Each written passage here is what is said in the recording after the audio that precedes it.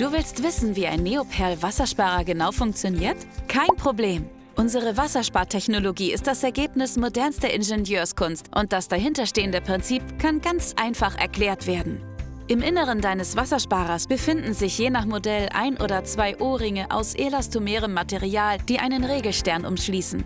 Wenn Wasser auf den O-Ring trifft, dehnt sich dieser um den Regelstern aus und reguliert die Durchflussmenge. Unabhängig des Leitungsdrucks spürst du weder unter der Dusche noch am Waschtisch einen Unterschied. Es fließt immer die nahezu konstante Menge Wasser, da maximal die für das Zusammenspiel von O-Ring und Regelstern definierte Literleistung aus Wasserhahn oder Duschbrause fließt. Dank dieser ausgeklügelten Technik verbrauchst du weniger Wasser, musst somit weniger Wasser erwärmen und sparst zusätzlich Energie und Geld. Denn Wassersparen ist Umweltschutz. Fängst du auch damit an? Es ist ganz einfach. Unsere Produkte findest du in allen gängigen Baumärkten, im Sanitärfachhandel oder auf www.neoperl.shop.